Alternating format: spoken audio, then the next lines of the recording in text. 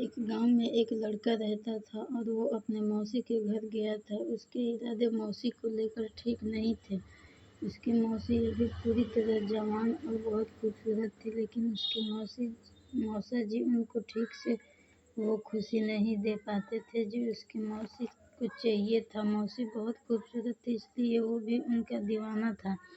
एक दिन तो मौसी को देखकर उसका मन बन गया कि वो उनके पास गया और बोला, मौसी तुम कमाल की लग रही हो। तो उसकी मौसी बोली, क्या बात है, आज तक मैं तुम्हें मोटी लग रही थी और आज कमाल की लग रही हूँ। उसने बोला, मौसी छोड़ो ना पुरानी बातों को, देखो अब मैं पूरी तरह से जवान हो गया हूँ। तो उसकी मौसी बोली, तो मैं क्या करूँ, जवान हो गया है तो मम्मी से कहकर शादी वादी कर ले। दरअसल एक बार वो मौसी के साथ गलती से वो सब कर लिया था और उस दिन से आज तक उसकी मौसी उससे गुस्सा थी। करीब 3 महीने पहले की बात है, उसकी मौसी ने उसे अपने घर किसी काम से बुलाया था। उन्हीं दिनों उसके मौसा जी कुछ दिनों के लिए शहर से बाहर गए थे। उनके जाने के बाद उसकी मौसी अकेली रह रही थी, लेकिन उनके घर में उनके ससुर जी थे, लेकिन उन्हें रहने से कोई फर्क नहीं पड़ता था, क्योंकि वो दोनों आंखों से नहीं देख पा रहे थे और कानों से भी कम सुनाई दे रही थी। उनकी मौसी बहुत सुंदर थी।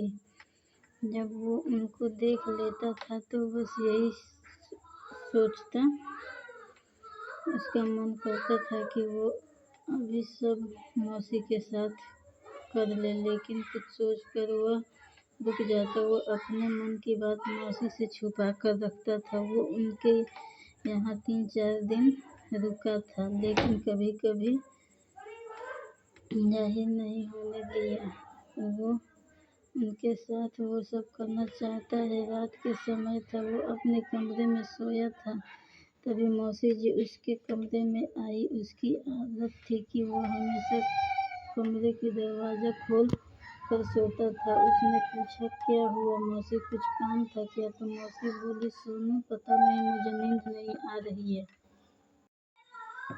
वो उठकर बैठ गया तो मौसी बोली, कुछ देर बात कर लेते हैं, शायद नींद आ जाए। पता नहीं उसे कुछ अजीब लग रहा था। उसकी मौसी के मन में कुछ और चल रहा था, क्योंकि वो बार बार उसकी आंखों में देख रही थी। उसने कहा, चलो मौसी कुछ देर बातें करते हैं, उसके बाद जब तुम्हें नींद आने लगे तो तुम अपने कमरे में चली जाना। उसके बाद वो दोनों बात करने लगे। कब से सो गए उन्हें पता ही नहीं चला और सुबह उठे तो वो सोचने लगा कि कुछ भी हो, रात को मुझे मज़ा बहुत आया। उसने तो सपने भी नहीं सोचा था कि उसे मौसी के साथ इतना बड़ा मौका मिलेगा। शायद वह रात वाली बात मौसी को पता नहीं चली। अगर वो जान जाती तो उसे बहुत डांटती। उसके मौसा को शहर गए हुए करीब 10-12 दिन हो गए थे, लेकिन उसका कोई पता नहीं था। जब उसकी मौसी फ़ोन करती तो फ़ोन बंद आता था। अब मौसी को चिंता होने लगी थी कि आखिर मौसा जी घर क्यों नहीं आए। वैसे तो वो 3-4 दिनों के लिए बाहर गए थे, लेकिन धीरे धीरे 10-12 दिन बीत गए थे। उसकी मौसी उससे बोली, सोनू कुछ करो, तुम्हारे मौसा जी अभी तक लौट कर वापस नहीं आए। उसे भी अब चिंता हो रही थी। उसने सोचा, मौसी से कहा, मौसी मैं क्या ही कर सकता हूँ, मेरी तो कोई बड़ी जान पहचान भी नहीं है। अगले दिन उसकी मौसी रोते हुए उसके पास गई। वो उनको देखकर काफ़ी डर गया। उनसे पूछा, मौसी क्या हुआ, कोई बात है क्या? उसने मौसी बोली, कुछ देर पहले एक आदमी का फ़ोन आया था। वो कह रहा था कि तुम्हारे मौसा जी का एक्सीडेंट हो गया है। वो 1 हफ्ते से हॉस्पिटल में भर्ती है। उनके बाद वो दोनों अस्पताल में पहुंचे जहां उसके मौसा जी भर्ती थे। वो देखकर उसे बड़ा दुख हुआ और मौसी तो जोर जोर से वहीं पर रोने लगी। उन्होंने देखा कि उसके मौसा जी के दोनों पैर नहीं हैं। उन्होंने एक्सीडेंट में अपने दोनों पैर गंवाने पड़े। धीरे धीरे कुछ दिन बीत गए। अब वो लोग मौसा जी को लेकर घर आए। मौसी पर तो दुखों का पहाड़ टूटा था, क्योंकि मौसा जी ही घर के खर्चे चलाते थे और अब तो काम करने लायक नहीं रहे। मौसा जी घर के एक कमरे में रहते थे। अब मौसी घर की परेशानियों से तंग आ चुकी थी। एक दिन उसकी मौसी बैठकर कुछ सोच रही थी। वो उनके पास गया। जब पूछा क्या हुआ मौसी, बड़ी चिंता में लग रही हो। मैं तो मौसी बोली, क्या करूँ सोनू, ये सब क्या हो गया। तो उसने बोला, मौसी किसने जानबूझकर तो नहीं किया, कब तक इसी चिंता में डूबी रहोगी। मौसी जी उसका हाथ पकड़ी और बोली, सोनू अब तुम ही कुछ कर सकते हो। वो कहा, मौसी मैं क्या कर सकता हूँ, अब तुम्हें मेरे साथ वो सब करना होगा।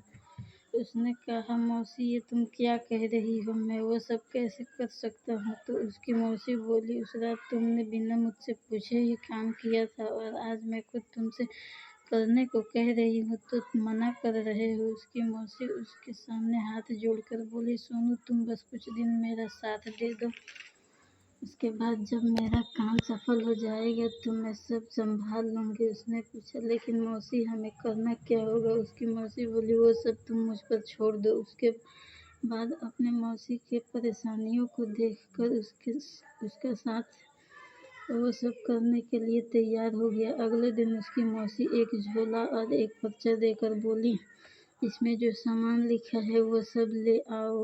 उसके बाद वो सामान लेने बाजार चला गया। थोड़ी देर बाद वो सारा सामान लेकर घर आ गया। उसने कहा, मौसी ये तुम इतने सारे आम, गाजर और मूली क्या करोगी। तो उसकी मौसी बोली, तुम देखते जाओ मैं क्या दिमाग लगा रही हूँ। फिर शाम के 5 बजे मौसी मुझसे बोली, सुनो सुनो अभी तुम्हारे मौसा जी सो रहे हैं, जब तक चलो हम एक दूसरे कमरे में थोड़ा प्रैक्टिस कर ले। उसे अंदर से बड़ी खुशी हो रही थी कि उसकी मौसी उसे जन्नत का सैर कराने वाली थी। उस रात उसे उतना मज़ा नहीं आया था क्योंकि उस रात उसकी मौसी की रजामंदी नहीं थी, लेकिन आज मौसी खुद उसके साथ वो सब करने के लिए उतावली थी। मौसी अंदर कमरे में जाकर उसे भी बुला लिया। उसके बाद वो अंदर से दरवाज़ा बंद कर दिया। उसने कहा, मौसी दरवाज़ा क्यों बंद कर रही हो, कौन सा मौसा जी यहाँ आ पाएंगे। उसकी मौसी बोली, अगर उन्होंने आवाज़ सुन लिया तो बड़ी गड़बड़ हो जाएगी। उसके बाद मौसी बोली, पहले काम कर लेते हैं। बोला, ठीक है। मौसी उसे चाकू पकड़ा कर बोली, ये लो तुम आम काटो और मैं गाजर और मूली काटती हूँ। उसकी मौसी क्या करने वाली थी उसे कुछ अंदाजा ही नहीं था। जब उसने सारा आम काट दिया तो उसकी मौसी बोली, अब जाओ किचन से सरसों का तेल ले आओ। उसने कहा, मौसी बिना तेल के भी तो हो सकता है। मौसी बोली, पागल हो, बिना तेल के अचार कैसे बनेगा। उसके बाद वो जाकर किचन से तेल ले आया। वैसे तो उसके मन में कुछ और था, लेकिन उसने मौसी को जाहिर होने नहीं दिया। उसने पूछा, मौसी तुम इतने सारे अचार क्या करोगी। तो मौसी बोली, ये अचार तुम बाजार में बेच देना, मैं और बना दूंगी, जितना भी मुनाफा होगा हम दोनों बराबर बांट लेंगे। उसने कहा, ठीक है। दोस्तों कैसी लगी कहानी हमें ज़रूर बताइए। ऐसी ही कहानी के लिए जुड़े रहिए हमारे साथ। धन्यवाद।